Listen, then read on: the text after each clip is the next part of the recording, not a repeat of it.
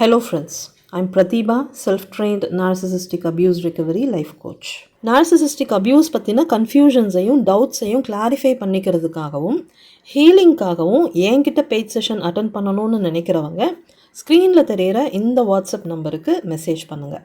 Breakups in normal romantic relationship and breakups in narcissistic romantic relationships, இது ரெண்டுத்துக்கும் இருக்கிற difference பற்றி தான் இந்த பதிவில் நம்ம பார்க்க போகிறோம்.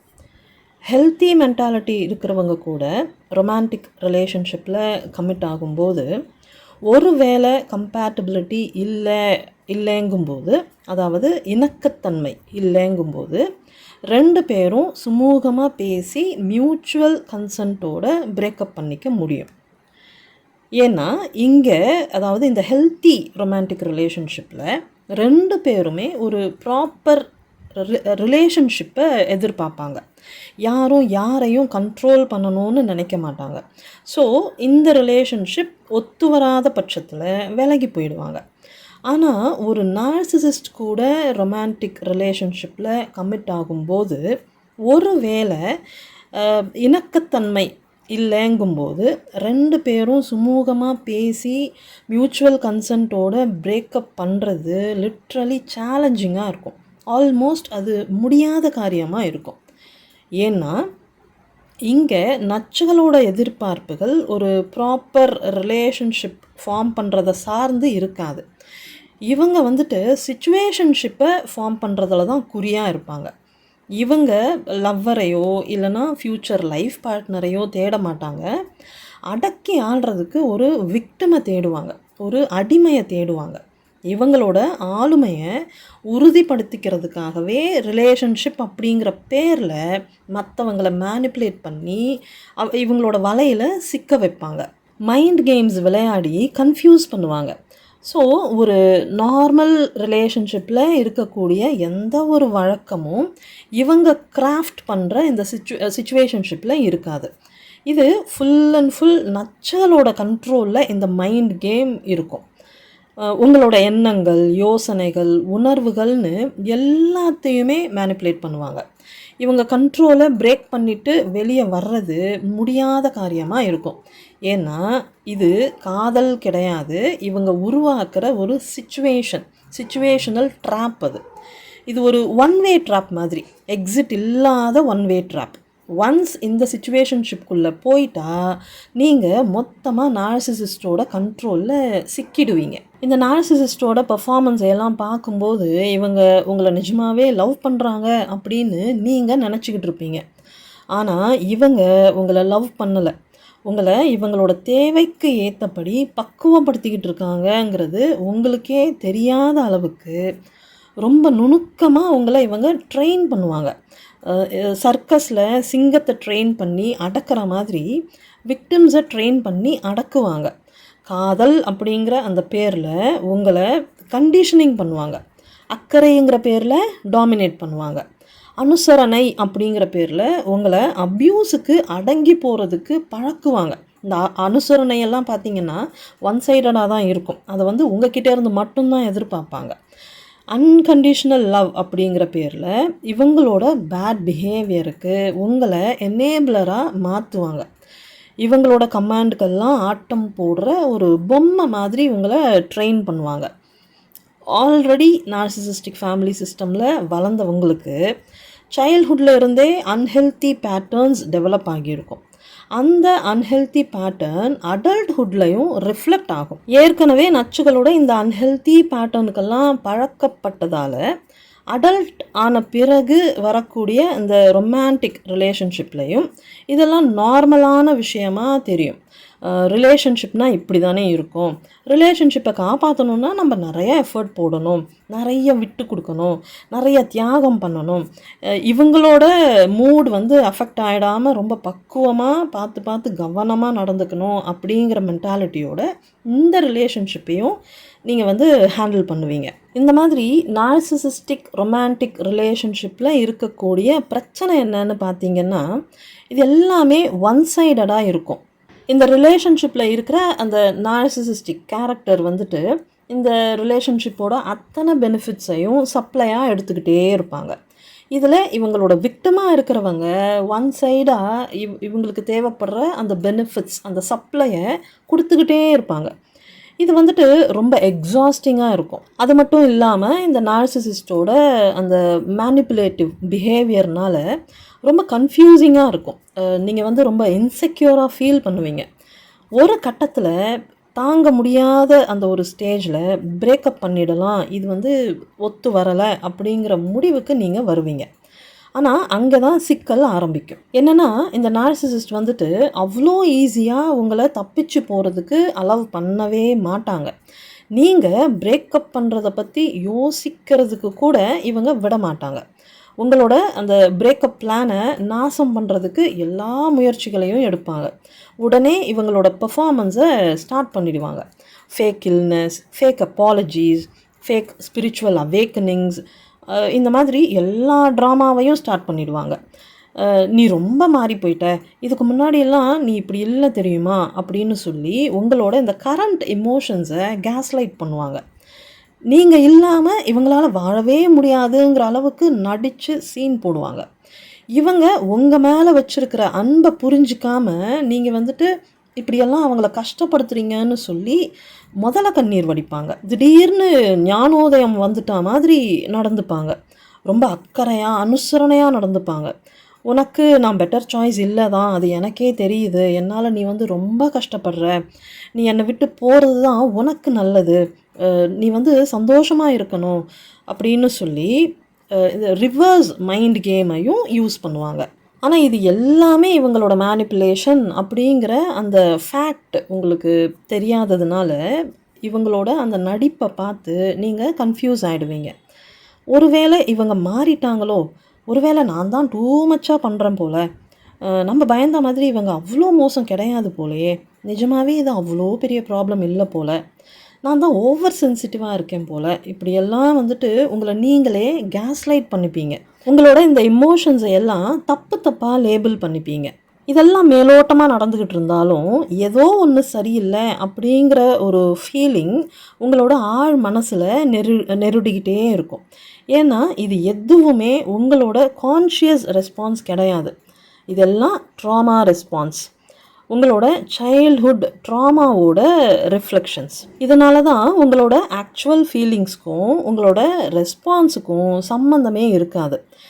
ஏன்னா சைல்ட்ஹுட்டில் இருந்தே நீங்கள் உங்களுக்கு எது கம்ஃபர்டபுளாக இருக்கும்னு யோசித்து அதுக்கேற்ற மாதிரி சாய்ஸஸை எடுத்து பழக்கப்படலை.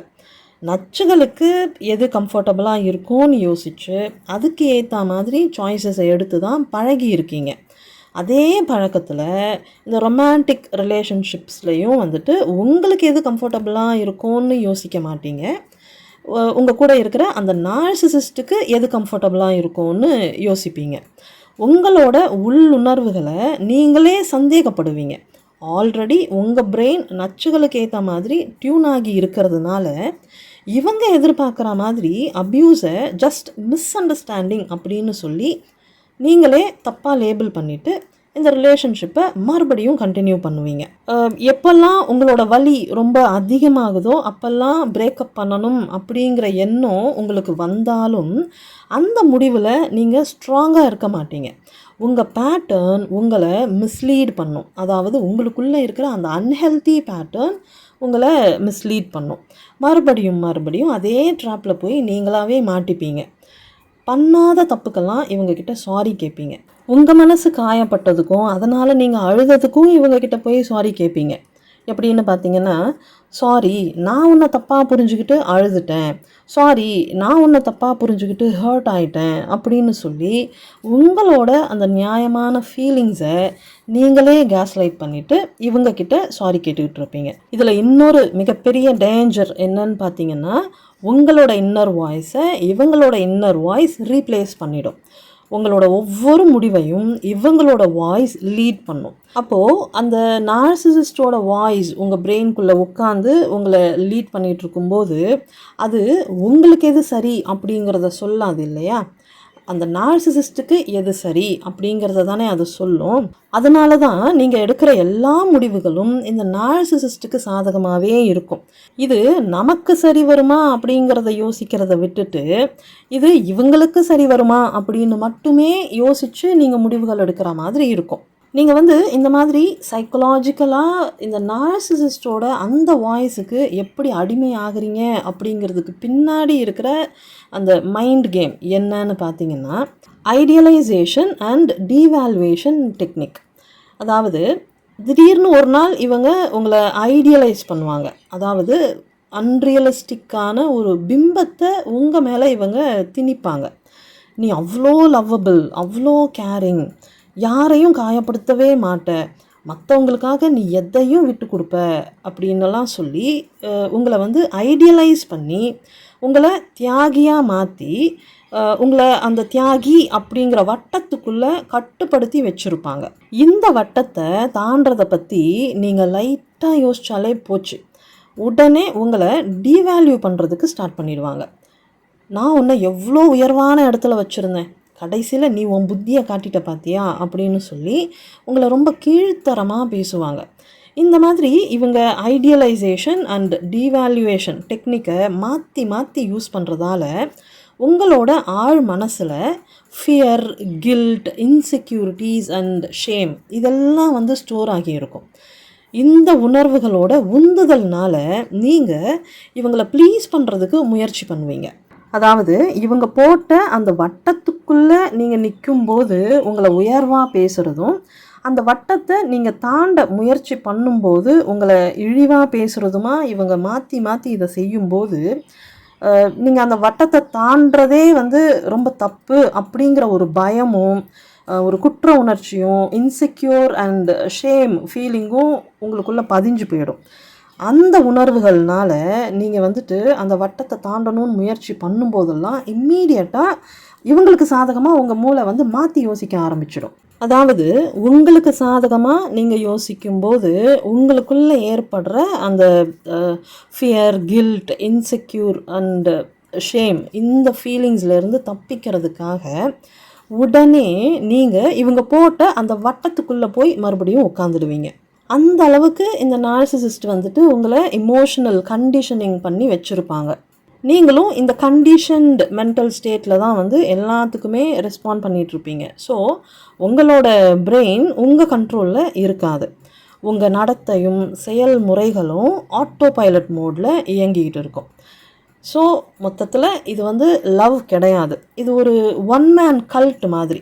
நீங்கள் இந்த கல்ட்டோட ஒரு டிவோட்டி, இந்த போலி சாமியார்கள்கிட்ட மாட்டின டிவோட்டட் ஆடியன்ஸ் மாதிரி தான் நீங்களும். என்ன அங்கே கூட்டமாக போய் சிக்குவாங்க, இங்கே நீங்கள் சிங்கிளாக போய் சிக்கிறீங்க, அவ்வளோதான் ஒரே ஒரு டிஃப்ரென்ஸ். ஸோ இந்த நார்சிசிஸ்டிக் ரொமான்டிக் ரிலேஷன்ஷிப்பில் பிரேக்கப்புங்கிறது ஏன் ரொம்ப சேலஞ்சிங்காகவும் இம்பாசிபிளாகவும் இருக்குங்கிறது இப்போ உங்களுக்கு புரிஞ்சிருக்கும். ஒரு பெரிய போராட்டத்துக்கு அப்புறம் நீங்கள் ஒரு வேளை பிரேக்கப் பண்ணிவிட்டு வெளியே வர்றீங்கன்னு வச்சுப்போம். அப்படி வெளியே வந்த பிறகும் ஒரு கன்ஃபியூஷனில் ஸ்டக் ஆகி இருப்பீங்க. உள்ளுக்குள்ளே ஒரு குற்ற உணர்வு இருந்துக்கிட்டே இருக்கும். நம்ம தப்பான முடிவை எடுத்துட்டோமோ அப்படிங்கிற எண்ணம் ரிப்பீட்டடாக மூளைக்குள்ளே ரீப்ளே ஆகிட்டே இருக்கும். நீங்கள் உங்களோட அந்த நார்சிசிஸ்ட்டை பயங்கரமாக மிஸ் பண்ணுவீங்க. ஆக்சுவலி நீங்கள் மிஸ் பண்ணுறது அந்த நார்சிசிஸ்ட்டை கிடையாது, அவங்க உருவாக்கி வச்சுருந்த அந்த இல்யூஷனை. ஸோ அந்த ஃபீலிங் தாங்க முடியாமல் மறுபடியும் பேட்சப் ஆகிட்டா நல்லாயிருக்கும் அப்படின்னு வேற தோணும். அதே சமயம் இவ்வளோ மோசமான ஒருத்தங்களை இன்னும் உங்கள் மனசு நேசிக்கிறத நினச்சி உங்கள் மேலே நீங்களே செம்ம காண்டாவீங்க. அதுக்கேற்ற மாதிரி இந்த நச்சுகளும் சும்மா இருக்க மாட்டாங்க, மறுபடியும் உங்களை கண்ட்ரோலில் கொண்டு வரத்துக்கு ட்ரை பண்ணிக்கிட்டே இருப்பாங்க. மியூச்சுவல் கன்சென்ட்டோட நீங்கள் அனுபவிச்சுட்ருக்கிற அந்த வலியை எல்லாம் புரிஞ்சுக்கிட்டு உங்களோட உணர்வுகளுக்கும் உங்கள் முடிவுக்கும் மரியாதை கொடுத்து இவங்க விலகி போகவே மாட்டாங்க. தொடர்ந்து ஏதாவது ஒரு ட்ராமாவை பண்ணிக்கிட்டே இருப்பாங்க. ஒரு ப்ராப்பரான க்ளோஷருக்கு இவங்க ஒத்துழைக்கவே மாட்டாங்க. அதனால தான் இந்த மாதிரி நார்சிசிஸ்டிக் ரொமான்டிக் ரிலேஷன்ஷிப்ஸில் ப்ராப்பர் குட் பைஸ் அப்படிங்கிறது இருக்கவே இருக்காது, நோ சான்ஸ். மழை விட்டும் துவானம் விடாத குறையா பிரேக்கப்புக்கு பிறகும் இவங்களோட அந்த ப்ரெசன்ஸ் உங்கள் லைஃப்பில் எக்கோ ஆகிட்டே இருக்கும். இவங்களோட இந்த எக்கோனால் உங்கள் மனசு ஒரு பக்கம் செல்ஃப் டவுட்டில் ஆசிலேட் ஆகிட்டே இருக்கும். உங்கள் டெசிஷன்ஸ் மேலே உங்களுக்கு டவுட்ஸ் வரும், உங்கள் மெமரிஸ் மேலேயும் டவுட்ஸ் வரும். நடந்த எல்லாத்தையும் ரிப்பீட் மோடில் ப்ளே பண்ணி பார்த்துக்கிட்டே இருப்பீங்க. அந்த மெமரி லூப்பில் ஸ்டக் ஆகி ரூமினேட் பண்ணிக்கிட்டே இருப்பீங்க. ஸோ பிரேக்கப் பண்ணிவிட்டு வெளியே வந்த பிறகும் இவங்களோட மெமரிஸ் உங்கள் பிரெயின் முழுக்க பரவி இருக்கும். மெமரிஸ் மூலமாக உங்களை இவங்க துரத்திக்கிட்டே இருப்பாங்க.